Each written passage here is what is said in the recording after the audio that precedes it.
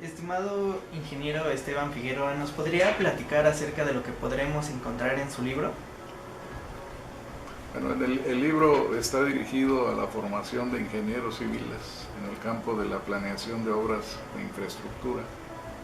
Lo que se puede encontrar en este libro son los principios básicos de la disciplina de planeación, el marco económico en el que se inscriben los proyectos de infraestructura, técnicas de planeación para este tipo de proyectos y sobre todo encontrarán en todo el contenido del libro un enfoque orientado a la sociedad, tomando en cuenta que los proyectos de infraestructura se dirigen a la sociedad para elevar su nivel de vida. ¿Cómo influyen los proyectos de infraestructura en los grupos sociales? Pues yo espero que influya en el sentido de que generalmente el ingeniero civil que planifica y construye este tipo de proyectos se orienta hacia la solución técnica, lo que por otra parte es muy lógico. Pero el ingeniero civil cada vez debe de estar mejor preparado para enfrentar otro tipo de problemas que surgen con los proyectos de infraestructura recientemente, como por ejemplo la convivencia del proyecto con el medio urbano, con la actividad de la sociedad, como por ejemplo el problema de financiar estos proyectos.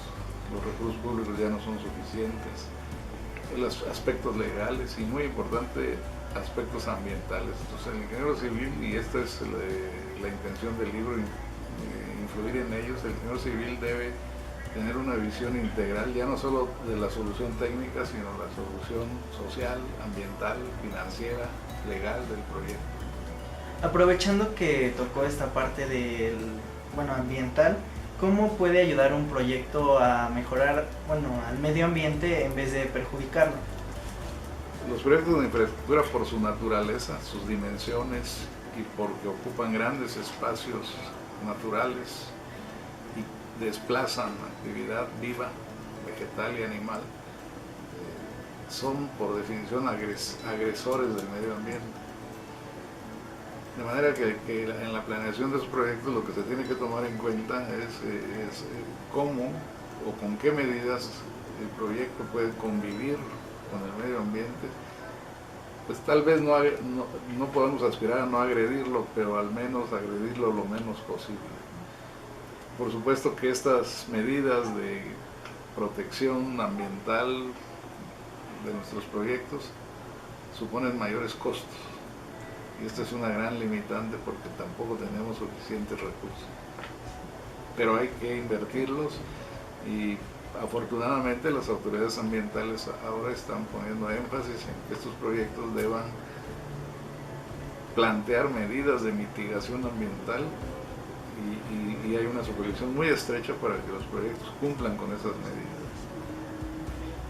Al momento de la planeación de los ingenieros en sus proyectos, ¿qué factores deben tomar en cuenta? En la planeación se deben tomar en cuenta inicialmente factores de demanda. Es decir, lo primero que tenemos que hacer los ingenieros es justificar que el proyecto lo necesita la sociedad. No podemos construir elefantes blancos, se construyen, pero no debe, porque no tenemos recursos ilimitados. No podemos desperdiciar recursos en proyectos que no tengan una demanda manifiesta de la sociedad. Ese es el primer punto. El segundo punto es el financiamiento.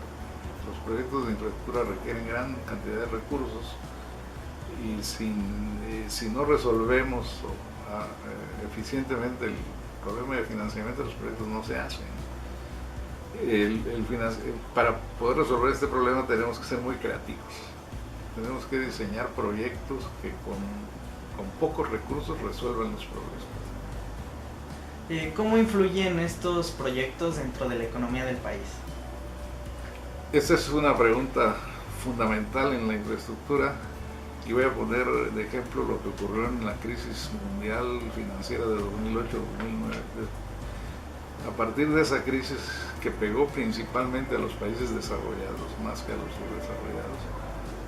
Los países desarrollados, Estados Unidos, Alemania, España, en aquel entonces Francia, casi al unísono concluyeron que la manera de salir de la crisis era construyendo infraestructura.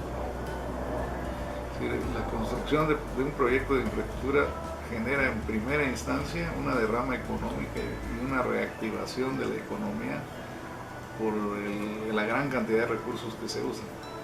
Genera empleo en ese momento. Pero después, aun cuando ya se termine la obra y desaparezcan esos empleos de construcción, el proyecto empieza a contribuir a que la industria, el comercio, las otras actividades económicas sean más eficientes porque le provee energía, agua, transporte.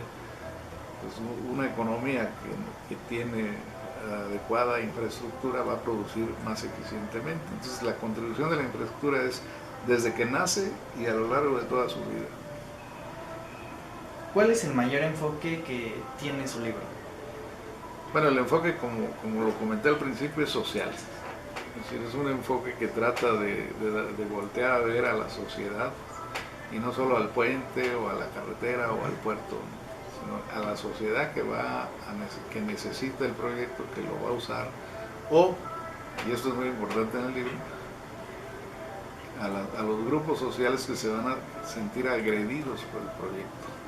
Invariablemente, así como agredimos al medio ambiente con un proyecto de infraestructura, molestamos a ciertos grupos sociales que no van a usar el proyecto, pero que se van a sentir afectados. Por ejemplo, una vialidad que se amplía generalmente tiene que tirar parte de viviendas. Pues no hay peor daño moral, psicológico que le pueda causar a una familia que su casa sea desplazado de su casa por un proyecto de esto. Pues por eso es común ahora que veamos que cuando se anuncia un proyecto hayan grupos que se oponen, siempre.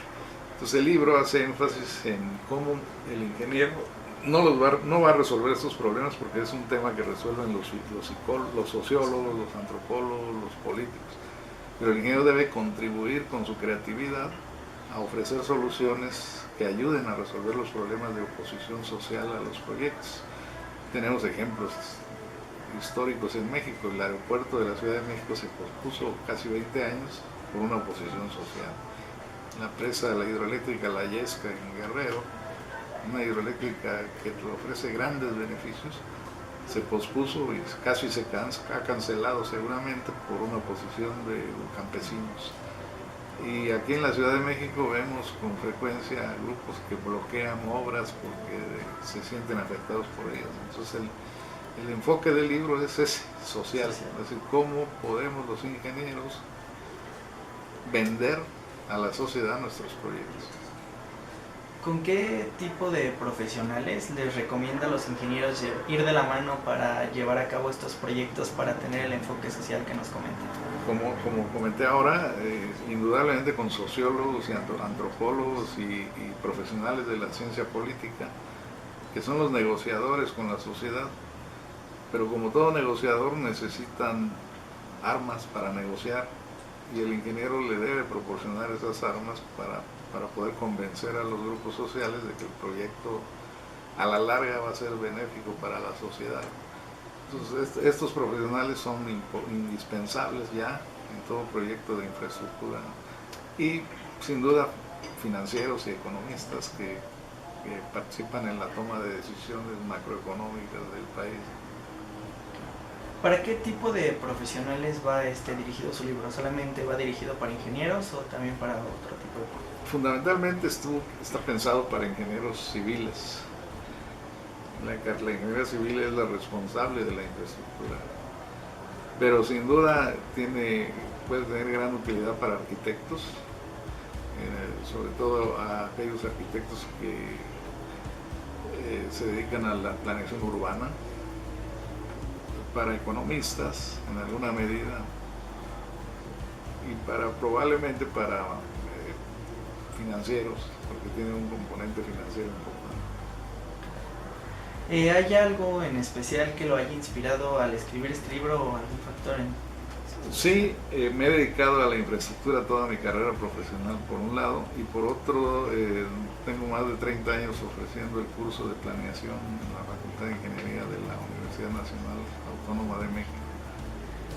Y este libro es producto de esas dos vertientes, ¿no? De mi experiencia de 40 años en ingeniería y de mi experiencia docente en la Facultad de Ingeniería, en donde hemos ido junto con mis alumnos rediseñando el curso, actualizándolo, y el libro es esencialmente una síntesis de esa experiencia docente y profesional.